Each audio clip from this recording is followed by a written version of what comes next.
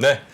네. 자, 그러면 네. 뉴스 3 우리 권순우 취재팀장 모시겠습니다. 어서 오십시오. 어서 오세요. 네, 안녕하세요. 선프로TV의 권선우 기자입니다. 네. 반갑습니다. 아유, 우리 팀장이라더니 왜 기자야? 뭐 거기도 또 자발적으로 강등했어?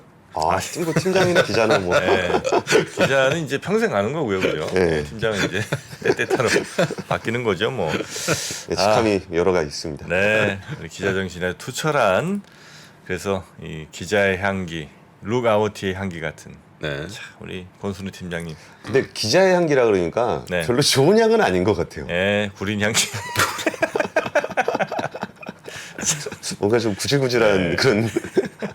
우리 기자에 대한 인식이 왜 이렇게 안 좋아졌죠? 사실 그 정도는 아니었잖아요. 우리 뭐 7, 80년대 이럴 때는 아니 막 기자에 대한 인식 안 좋아해?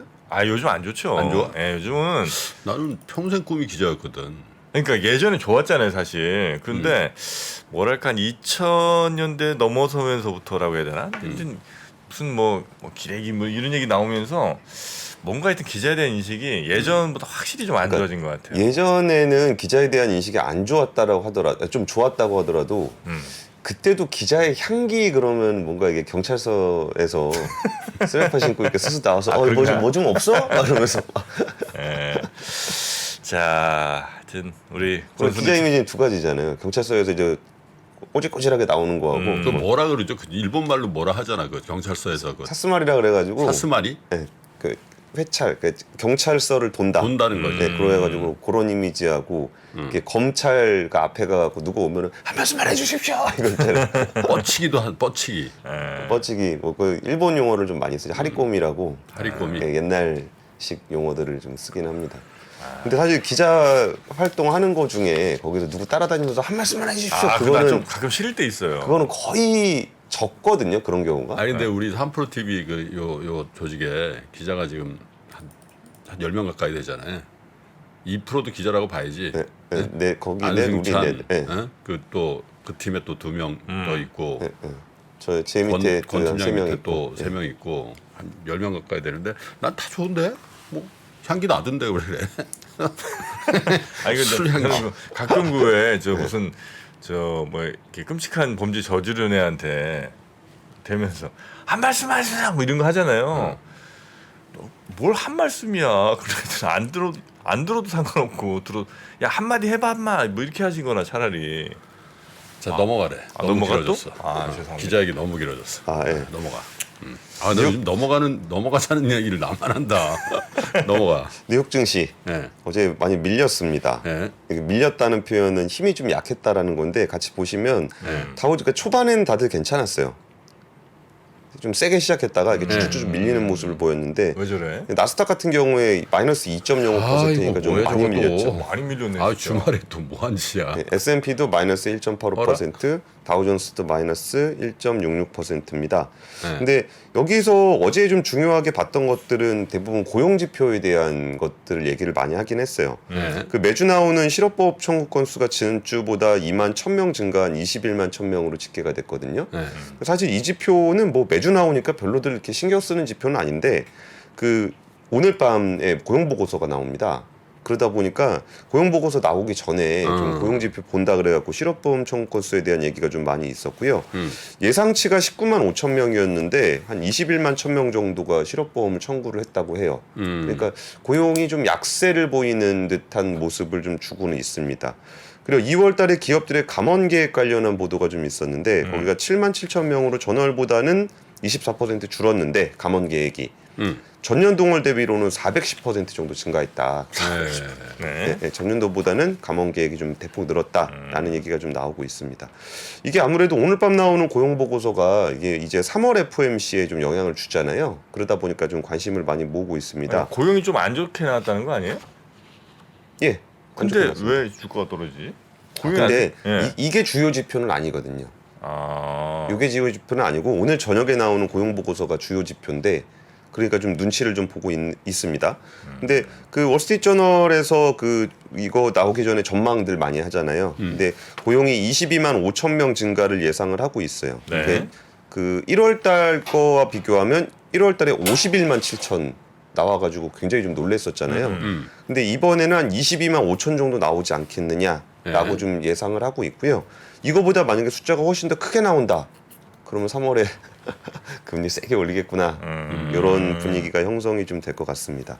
아니면 혹시 그거 영향도 있나요? 뭐 무슨 저 코인 관련된 가상화폐 관련 무슨 은행 하나가 파산했다는 소식이 어제 있는 것 같은데. 예, 그 얘기도 좀 저희도 할 있었고요. 거잖아요. 아, 그것도 있다 합니까? 예, 근데 은행주가 이번에 크게 빠졌어요. 근데 은행주가 크게 빠진 것이 그 코인 거래소 거기보다는 SBV 그 파이낸셜이라고 실리콘밸리 뱅크의 모기업이에요.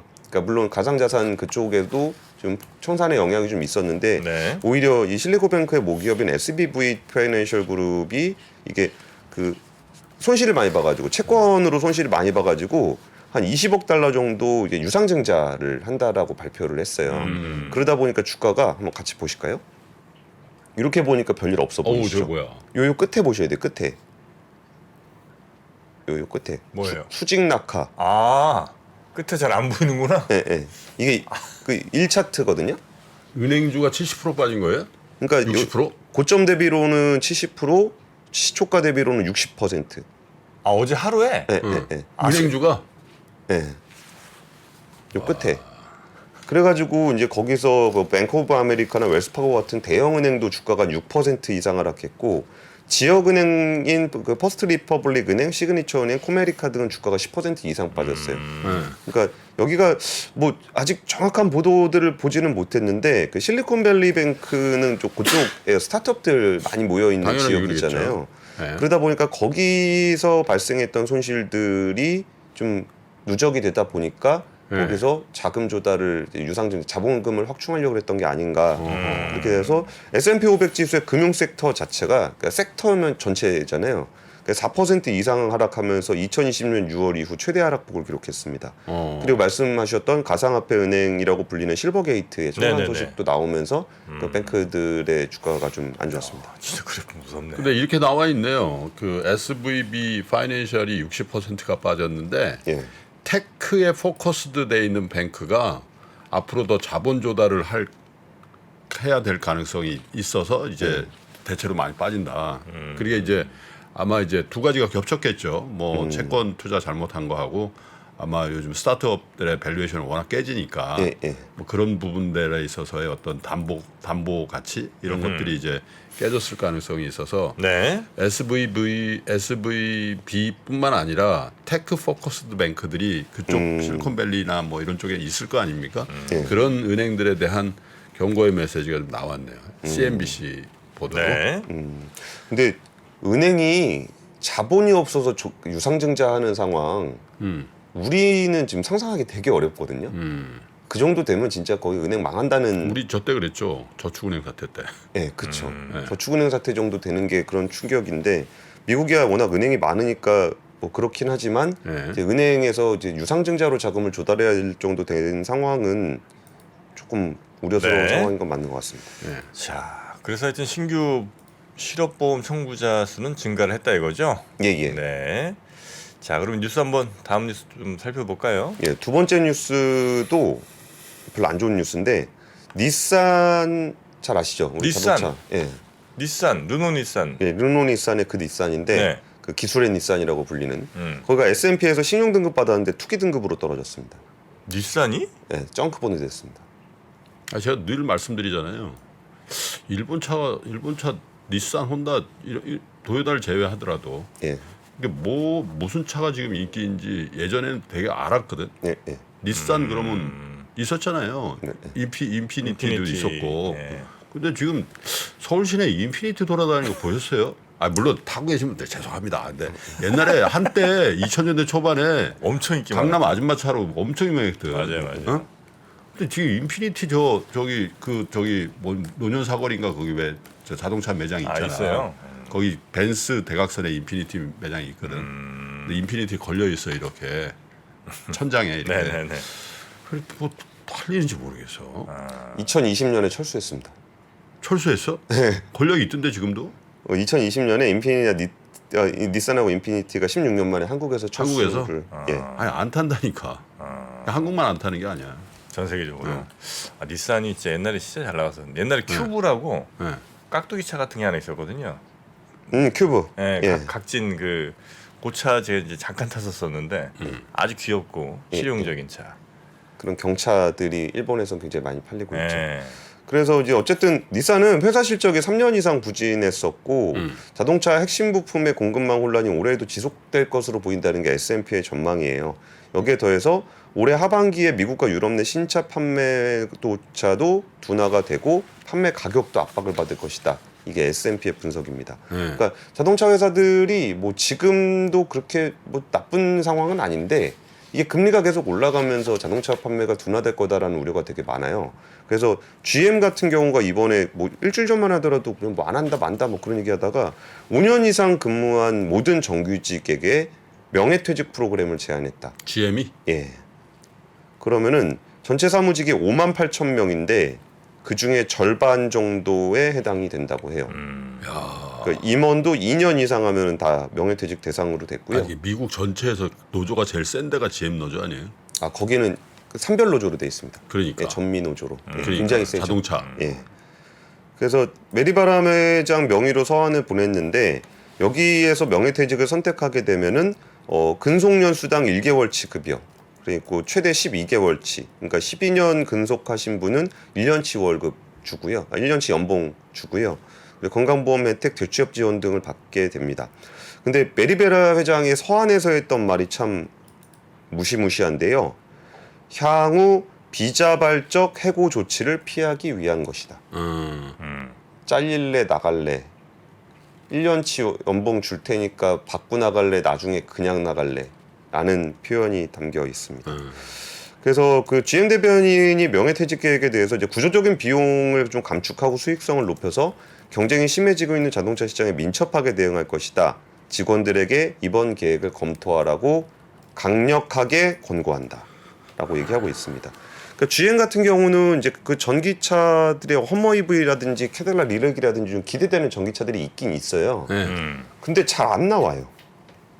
전기차가 신차가 예, 뭐 발표는 해서 되게 기대는 많이 모으고 있거든요. 근데 양산에 좀 어려움을 겪고 있는 상황입니다. 그래서 포드는 유럽에서 3년간 3,800명을 감원하기로 했고요.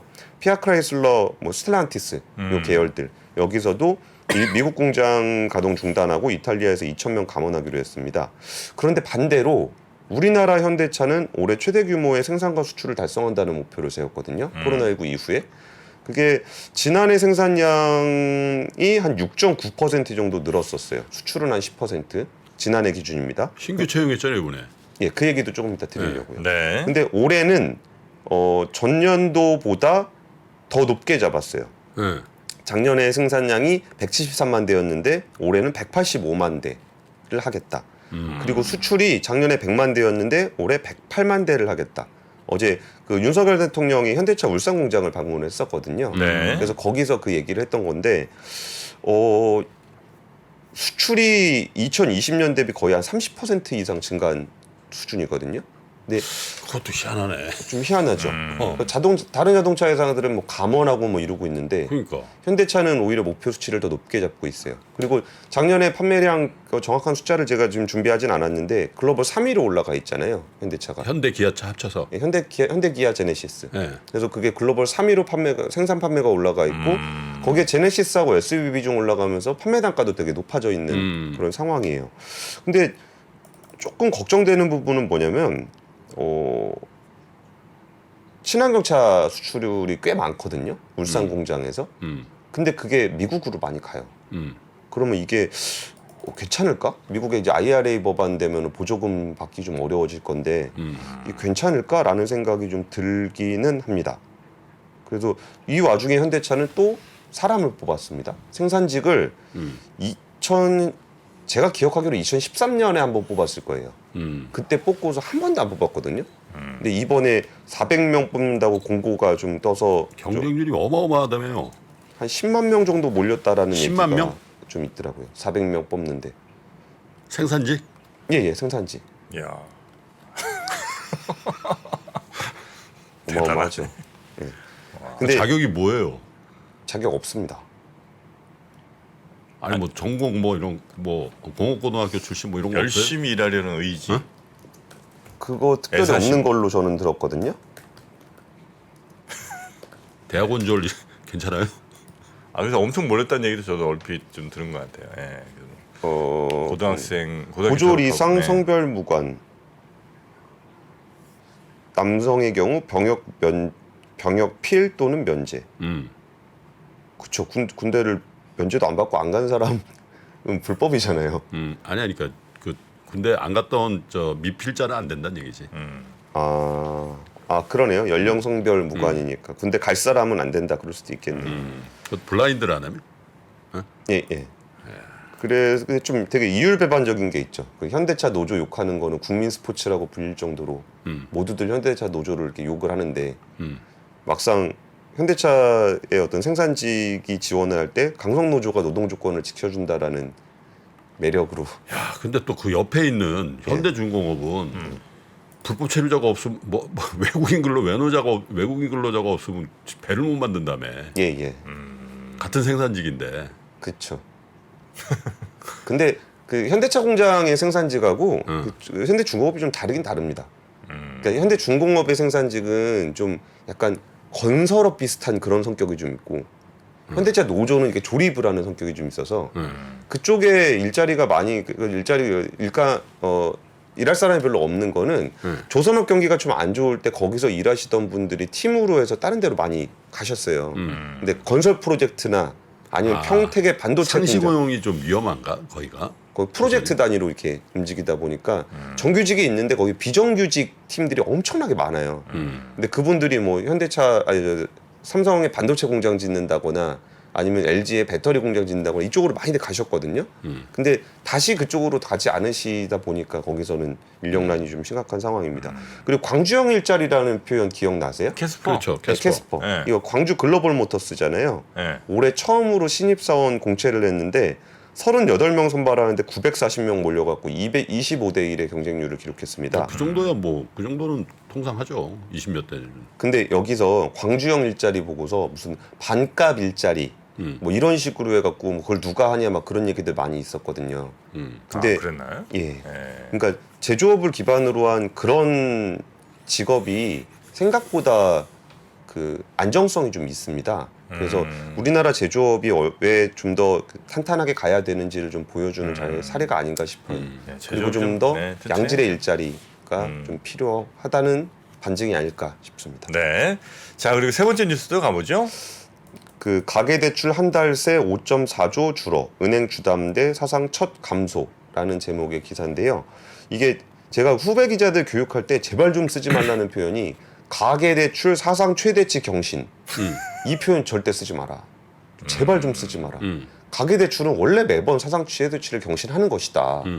대출이 줄어든다라는 건 정말 특이한 일이 벌어지지 않고서는 그 부채가 줄어드는 일은 거의 없다 이렇게 가르쳤었는데 2달 연속 감소했고 은행주택담보대출은 사상 처음입니다. 그 한번 가계대출 증가율 보시면은 이렇게 드라마틱하게 떨어지고 있습니다. 예전에 10%씩 늘었거든요. 오. 그러니까 증가율이 떨어진 거야 아니면 증가율이 떨어졌는데 마이너스가 된 거지. 마이너스니까 줄은 거죠. 와, 그 절대액 자체가 줄었다는 거예요? 그렇죠. 와. 저도 저런 거 처음 보는 것 같은데. 요 국면부터는 팍팍팍 떨어지고 있어요. 3개월 연속 감소세입니다. 가계대출 감소세. 그리고 은행주택담보대출은 사상 처음 통계를 집계한 이후에 은행의 주택담보대출이 줄어드는 건 사상 처음입니다. 그래서 이 부분이 왜 그랬는지를 좀 살펴보면은 그 전세보증금 때문에 그래요. 전세대출 때문에. 그러니까 다른 부분들은 조금 늘었어요. 정책모기지라든지 집단대출이라든지 일반 주담대라든지 요건 조금 늘었는데 전세대출이 좀 줄었다라는 거는 전세 대신 월세로 많이 갔다는 의미로 봐야 될 것 같아요. 그리고 전세 가격이 좀 떨어지다 보니까 그 대출을 받아야 되는 액수도 좀 줄어들었고 그래서 이 부분에 대해서는 그러니까 대출 자체가 전체 대출이 줄었으면은 진짜 좀 우려스러운 상황이 될 수도 있거든요. 레버리지가 이제 쭉 많이 줄어들게 되는 거니까. 근데 그 전세 대출이 좀 줄어든 것도 좀 걱정이 되긴 하지만 그래도 이거는 어떤 뭐라 그럴까 비중이 옮겨간 거 월세 쪽으로 옮겨가면은 부채가 좀 줄어드는 모습이 나타난다고 해서 시장이 이제 유동성이 줄어드는 모습은 아니기 때문에 네. 그러니까 이걸 가지고 뭐 전체 유동성에 대해서 고민할 필요는 없지만 어쨌든 가계부채 부분에서는 많이 줄은 걸로 나타난다라고 되고 있습니다. 그래서 그 한국은행에서 분석한 거는 금리 자체가 높아진 부담 때문에 전세자금 대출 신규 수요가 줄었고 기존 대출 상환도 있었던 것으로 파악되고 있다. 그리고 최근 월세 전환으로 전세 거래량 자체가 줄기도 했고 전세값이 2년 전보다 낮은 역전세 상황이기 때문에 전세자금 대출이 줄어든 것으로 이해하고 있다라고 발표를 했어요. 네. 근데 이 전세자금이라는 것이 일종의 사채잖아요. 근데 이 부분을 얼마 전에 한경연에서 한국경제연구원에서 이렇게 자료 하나 낸 게 있었는데 이거 전세보증금 포함해야 되는 거 아니냐. 빚낸 건데. 아, 이게 가계 대출에 예, 예. 아, 전세 보증금 통계로 안 잡죠. 예, 통계로 안 잡죠. 사채다 보니까 통계로 안 잡는데 그러면은 이거는 어쨌든 내가 갚아야 되는 빚인데 이게 집값이 항상 올라간다라고만 생각하고서 그 다음 사람한테 받아갖고 주면 된다. 그런 식으로 계산하다가 이게 전세값 떨어져 버리니까 돈 못 돌려줘가지고 지금 난린 거잖아요. 실제로 그런 일들이 지금 굉장히 많이 발생하고 굉장히 많이 있죠. 발생하고 있죠. 그래서 한경연에서 이거를 가계부채에다가 전세 대출을 포함을 한번 시켜봤어요. 네. 그랬더니 3,000조 나옵니다. 3,000조. 이게 아유, 머리야. 우리 가계부채가 1,800조인데 전세보증금이 1,000조 정도 추산을 해서 3,000조가 나와서 이거는 사금융이죠, 사금융. 네, 사금융입니다. 그러면 지금 한국의 가계부채 비율이 한 105% 정도로 OECD 31개국 중에 4위 정도 되거든요. 지금 현재 통계로 예. 전세보증금 포함하면 156% 뭐 계산할 것도 없이 1등으로 올라서는 상황입니다.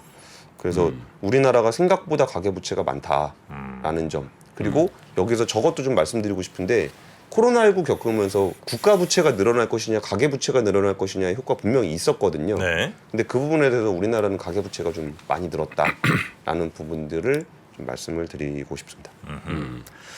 자, 가계부채 전세 보증금 포함하면 3,000조에 달할 걸로 어마어마한 수준입니다. 3프로TV가 전국 방방곡곡 숨어있는 주식 고수를 찾습니다. 내가 박근형 부장, 염승환 이사보다 시장을 더 잘 본다. 내가 이선엽 이사보다 종목 선정이 뛰어나다. 내가 박병창 이사보다 차트 분석 더 잘한다. 이렇게 자부하는 분들 저 정프로에게 오십시오. 여러분의 실력을 마음껏 뽐낼 수 있도록 판을 깔아드리겠습니다. 전국 증권사 지점의 PB, 주식 브로커, 펀드 매니저는 물론이고 전업 투자자, 슈퍼개미, 스몰개미, 기타 등등 이 시장에 대한 날카로운 분석과 통찰만 있다면 누구든 환영합니다. 숨은 고수 여러분의 많은 참여 부탁드립니다. 팔로우 미.